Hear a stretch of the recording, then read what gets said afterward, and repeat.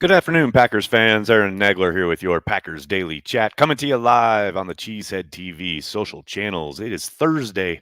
Final practice of the week is in the books. A somewhat light affair. Guys weren't in pads today, shorts and helmets only. Mostly walkthrough stuff, though there was some 11 on 11, up tempo, full team work.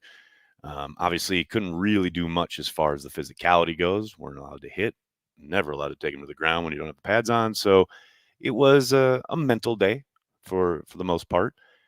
Some developments as far as kind of lineup things. Probably the most interesting. Jacob Monk, the rookie out of Duke, saw time at right guard with the ones. Elton Jenkins was on a rest day, so that had Newman at left guard, which I suspect might be your starters on Saturday. We'll see. Elton obviously will play left guard if they let the full starting crew go out. But Monk getting time ahead of Sean Ryan was very interesting. Ryan was playing center with the twos, and Monk pretty much ran the entire practice with the ones. So going to be interesting to see if he gets some legit minutes on Saturday in Cleveland. That battle along the interior starting to heat up a little bit. Got to think these preseason games really going to be the determining factor in how they end up assigning that right guard spot. Um, the kicking was back to our favorite two, as far as Carlson and Joseph trading off. Hale, the new guy, didn't kick as far.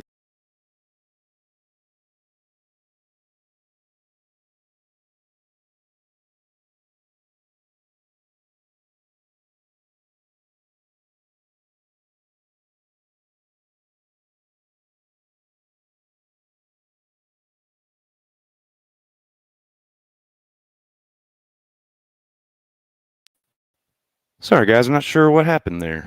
That was very odd. All of a sudden, there was a break in the connection, and I am hardwired into the internet, so I'm not quite sure why or how that happened. But hey, it's my last day here. We'll tear the place apart. It's all good.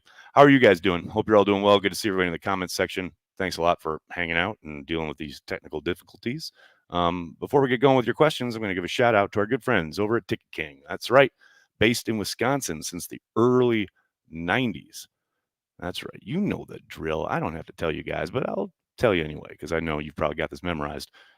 You know, Ticket King is located across the street from Lambeau Field on Oneida. They're happy to help you find just the right tickets for Packers games from larger groups to single tickets, both home and away. They partner with local Green Bay businesses for tailgating and bus transportation to the games, so you don't have to worry about driving or parking. They're even open on game day for last minute tickets or possible upgrades. They even have a drive through window. If you're not in Green Bay, no problem. Just use the Ticket King link on the Cheesehead TV homepage, in our app, or indeed in the description of this video. Don't use Ticketmaster, StubHub, SeatGeek, none of this national nonsense. Use a company based in Wisconsin since the early 90s. Ticket King for all your Packers ticket needs. What's up, fine people, fine commenters? Good to see everyone mixing it up. Of course, Brandy's here. Hi, Brandy. Ryan starting us off with a super chat. What's up, man? I wouldn't offer Watson an extension because of his injury history. What if he explodes for like 14 touchdowns and 1,500 yards this year? I mean, he got hurt last game, last play of practice yesterday. That doesn't mean you don't want him around. At least it doesn't mean I don't want him around. Y'all are so quick, just pulling the trigger, cutting people, not extending people. Can we let him play a little bit first? That's just me. Jocelyn, thanks for the super chat. Good afternoon, Nags. Connection is hungover. Has Quay lined up at the will, seeing and reacting faster in new position/scheme? Random Packer Bernardo Harris. Actually, I haven't seen him at the will too much. He's been pretty kind of regularly lining up as the Mike, and we've seen both McDuffie and Wilson lining up at the will, along with Cooper when he gets off kind of with the ones. That was earlier in camp. Obviously, he's been injured, but yeah, no, I thought for sure Walker would be moving to Will, but that has not occurred. He has been almost exclusively running in the middle. Duke, I'm glad you brought this up, Duke. Thanks for checking out the stream on Twitter. Any concerns with Love's interceptions or shout out to the Packers defense? It's always really tricky. If you guys remember when Sean Clifford was throwing a bunch of picks at the beginning of camp, I talked about, okay, let him work through it, let him get his feet under him and get hopefully some better protection. and now you see Clifford operating at a better, higher level, right? I think with Jordan, he's certainly, thrown probably too many picks, and we're certainly not used to that around Green Bay, right? But I will also remind people that, there are throws undoubtedly, and Matt talked about this at the podium the other day, where he's being more aggressive than he probably ever would be in a game, right? He's trying to do things and trying to see and test the limits of his receivers and see what he can do against certain coverages and things like that. You never want to put the ball in jeopardy. He's well aware of that. I'm sure he and Matt are talking about each and every one of them, along with Tom Clements. So I'm not concerned about it. It's practice. It's a lab. That's what you're supposed to be doing, right? Now, obviously, you want to improve. You want to make sure you're taking care of the ball a little better than that. But those mistakes are going to happen. The defense is going to make plays, and they are pretty damn impressive when it comes to getting their hands on the football, being able to break on routes. The way they've been taught in this scheme so far is certainly different than it was under Joe Barry. So I think it's a collection. It's nothing to freak out about. There's going to be more picks, no doubt, in practice. Interested to see how long Jordan plays in the game on Saturday, how much he's asked to push the ball down the field. And, if he does come out with a clean game, a good game, I wonder if we even see him in these next 2 preseason games. But the interceptions, it's going to happen. It's the price of doing business. It's part of camp. I'm not worried about it at all.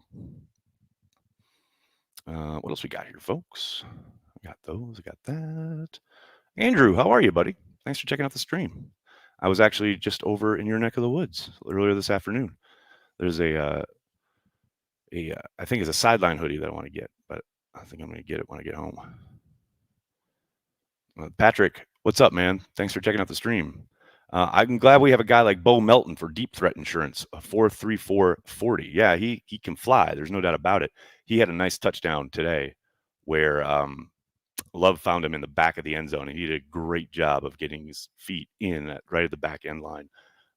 He's a complete receiver. Like, he's fast as hell. That's well documented, but that's not his only thing, right? He's not a one-trick pony. He does a lot of really good stuff as far as setting guys up, using his leverage, knowing where to sit down in the zone, things of that nature. I mean, they got a real player there off the practice squad from Seattle a couple years ago. What's going on? We got Matthew in here. Love will be the biggest bust in Green Bay history after the contract. Well, that's positive. I love naysayers like this. Why do you care what his contract is? I mean, I assume you're not a Packers fan, because an actual Packers fan probably wouldn't write that. But even if you are, let's say you are, it's like you're portending doom for your favorite team. Like, I just don't understand that mentality. I mean, hey, fan how you're going to fan. Everybody's got the right to do it the way they need to, but man, miss me with the negativity. I don't understand that. Just don't get it. Johnny, I am a 2 or 3 trick pony. Well done. Well done. Hard to break on a route when you play 8 yards off, but you're not lying, Patrick. That was, you guys know, if you watch this channel at all, how frustrated I would get with a lot of the calls in Barry's defense for that very reason. They, were at the bottom of the league. I think they were 31st in the league last year with only 7 interceptions. So sure feels like this group is going to have their hand on the ball a whole hell of a lot more, and at least going to be closer to a wide receiver to be able to attempt to break up the pass, get an interception, etc. No doubt about it. Let me see here. What else we got? Hey, what's up? I can't wait for this season going to the Niners game. Smokey, gee, all right, going to the Niners game. I am going to the Niners game. Well, I'll be in town for the Niners game. I'll be doing watch party, but we're having a Patreon meetup the night before. So if you want to hang out with Packers fans worldwide in Lambeau Field, look up our Patreon. Soder. Hey, now, to Matthew, being ultra negative is my vibe. Yeah, that Soder is the Eeyore of the group, no doubt about it. My favorite part this week was watching Clark and Jenkins in one-on-ones going at like a couple of methodological God of War. Not quite sure what you're trying to type out there, Brad, but I hear you. That's fun times, right? The one-on-ones, the big guy one-on-ones are my favorite part of camp. No question about it. And you know what?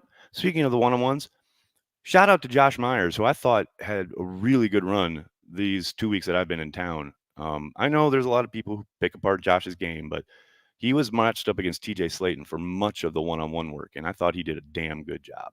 There was a lot of times where I've seen people sitting in the stands saying, "Oh, Slayton won," and it's like people got to understand what they're looking at in that drill. Like if you keep in front of your man and you can direct him away so he cannot like even step to the quarterback, you've done your job. There's going to be instances where, yeah, he can get free late. Like I've seen a couple times where some of these rushers like are stymied early and then they make a swim move late and they think they've won the rep, but it's like the quarterback would have thrown the ball well before you did that move. So yeah, I wanted to give Josh a shout out because I thought he had, like I said, really good work in the one-on-ones throughout this camp. Abdul, what's up? Hey, Aaron, could you see a timeshare between Morgan and Ryan? I mean, it's hard to say, like, it's impossible, right? After what we saw last year. Um, Now, like I said at the top of the stream, Monk was the one going with the ones today. So we'll see if he gets in that mix. But, given how long they stuck with the rotation of Runyon and Ryan last season, I got to think it's in the realm of possibility. Now, I think they'd prefer Morgan just wins that job, right? But now that he's injured, he's going to miss some time and a decent amount of time in the terms of camp and practice and preseason. Man, it's going to be tough. So we'll see if Monk can take advantage of this opportunity. Maybe Ryan bounces back and does that. So these are the moments where kind of a lot of these decisions about the roster start to get finalized because injuries create opportunities and someone can grab that opportunity and run with it, kind of solidifies things for you. So we'll see what happens starting Saturday. But to your question, is it possible? 100%. I would not be surprised at all. What else we got here, folks? William, thanks for the super chat. Sorry if you've been asked this, but do you think they initially projected Morgan as a tackle and adjusted after minicamp? Random Packer, Dave Rayner. Dave Rayner, good pull, good pull. I don't know. That's a really good question. I'd love to ask Brian that. And how much of that is the coaching staff rather than the personnel people? Because I suspect, what Brian and the guys in personnel probably saw was an offensive tackle who could step in and help, long term, maybe not even right away, because I think that, like we've talked about, they love Rasheed Walker. But, there's certainly the versatility to his game, the ability to bump inside. They certainly thought that was the way to go to get him on the field as soon as possible. That's my guess. But yeah, I don't know, man. I don't think things changed initially because of anything that happened at minicamp or in the offseason program, right? I just think they most likely had discussions where how can we get him on the field sooner rather than later? Here's the spot. We know from, talking to them and hearing a lot of the scouting community talk about him as a prospect, they certainly probably feel like he can handle that move. And he seems to have started to do so, although it sucks he's hurt now. But yeah, I don't think there was anything that happened like on the field that they were like, "Oh, he can't play tackle." I'd be surprised at that. Andrew, how you doing, man? Thanks for the super chat. Looking back on Devontae Adams and watching Ayuk unfold, I sure appreciate Goody's long-term planning. Yeah, absolutely. I mean, the way they've now kind of torn the Band-Aid off under Goody to kind of turn the page from Rodgers and the way they've reset the roster with so much youth is really admirable. No question about it. I will say, I'll always wonder what would have happened if that, who's the wide receiver? Now I'm totally blanking on the guy in Arizona who really reset the market while they were talking to Devontae. And once that happened, it was like the Packers pretty much just stopped because they were like, it felt like they were never going to meet that number. So, God, I can't remember his name. It's going to drive me nuts. But I do wonder if they had been able to get him at an agreement that year before he left, before they franchised him. I always wonder if that was the plan and then it just, didn't work because they were talking to him very much so about a long-term deal. And then it just fell apart. So I love DeAndre Hopkins. Thank you, chat. Thank you. That was driving me nuts. Abdul, thanks for the super chat. If you could go one home game, what's your pick? Whew, probably the two I'm going to be here for, San Francisco and Miami. I'll be here for both of those. But, if there was only one, I got to admit I have a soft spot for the Bears game. I absolutely love it. Now, I'd have to talk to some gold package people this year. But, yeah, I think Packers-Bears at Lambeau. every year it would probably be my pick, no matter who or when or what else is happening. The last time I went to a game in there as a fan was a Bears Sunday nighter with Zabe, and I had a ball. It was so much fun. Mitch, what's up? Thanks for checking out the stream on Twitter. Rashawn Gary currently sitting at plus 1,500 in Defensive Player of the Year odds. I want him to have a monster year, and I'm wondering how his camp is going. Random Packer James Robinson. Okay, I don't know how random that is, but he's having a great camp. Now, the thing that gets you or gives you pause, or maybe gives me pause, is I mean, he's beating up on Telford and Dillard and really not overwhelming Zach Tom. Now, Zach Tom is great, so that's not a surprise or a knock, but Rashawn has been a terror against some of the lesser competition. The Packers need him to be that guy all the time against all the competition. And we've seen him beat good tackles. I'm not saying he can't or he won't. I think he will. But that's the expectation, especially given the contract they gave him last year. I don't think for a moment that he won't rise to that level, though. Now, Defensive Player of the Year, that feels like probably a lofty goal, but hell, given the switch to the 4-3, what they're asking him to do as far as just get upfield, get in the backfield, create havoc, get after the quarterback, stop the run on the way to the quarterback. There's a potential for him to put up big numbers. There's no doubt there, but he's just got to do it consistently. There's especially last year, too much kind of a stretch of time of games, weeks where he didn't really affect the quarterback with regularity. That has to come back. And I do think being a year removed from the ACL will certainly help in that regard because he does look incredible out there. No doubt about it. What else we got here, folks? Mimsy, what's going on? Thanks for the super chat. What was the Wildy old-fashioned recipe? I don't believe Wildy had an old-fashioned last night. For those of you wondering what the hell that's about, Jason Wildy finally turned up to our annual media get-together here at Corey's place last evening. It was great that he came, though. I was very, very happy that he showed up after what I've been inviting him to this thing now for like 6 years, and he's never come. So finally, we got a Jason Wildy appearance. It was lovely. What else we got here, folks? Who will have a better year as a third-round pick, Ryan, Lloyd, or Kraft, in my opinion? Ooh, that's a good question. I want to say Lloyd, but man, he hasn't been out there with regularity with the ones. I think he'll undoubtedly get there eventually throughout the season. But of those three, I would say Kraft. And I know he's behind quite a bit because of so much time missed, but he keeps, reiterating how it's all about being ready for week 1 in Brazil, and that is the goal. I don't think we're going to see him in the first 2 preseason games at least. So I think, Kraft being ready by week 1 and being able to contribute will probably go a long way to deciding that. Let me see. I got people talking about drink recipes. Kraft that's an amazing handle.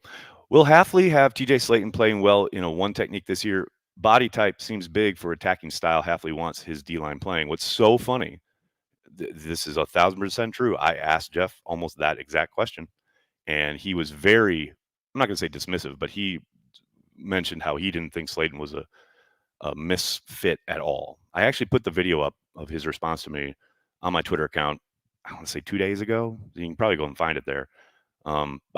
To your point, to your question, I thought the same thing, especially having talked to a couple people who've coached in this scheme. It really felt like he was a bit miscast, but Hafley seems to love it and really likes his game. So I think we're going to see a lot of Slayton this year. And I will say, to Slayton's credit, he's looked really fucking good. Like what they're asking him to do sure seems to suit him. So, hey, man, let the big man eat.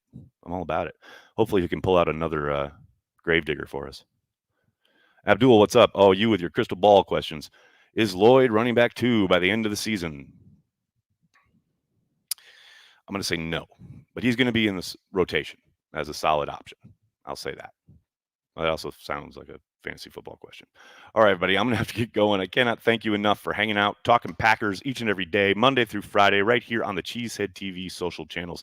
Please do me a monster favor. Hit like on the video, subscribe to the channel, and then tell your friends and tell your family, Cheesehead TV, We are devoted to Green Bay Packers fans worldwide. A reminder that there will be no Packers Daily tomorrow. I have a travel day, and I'm already getting emails from the airline talking about the weather, so I suspect I'm going to be in hell for some of tomorrow. So no daily tomorrow. I will be doing a live watch party for Saturday's preseason game on the YouTube channel, so make sure you're subscribed, and I'll see you on Saturday. Thanks a lot, everybody. Have a great week. Go Pack Go.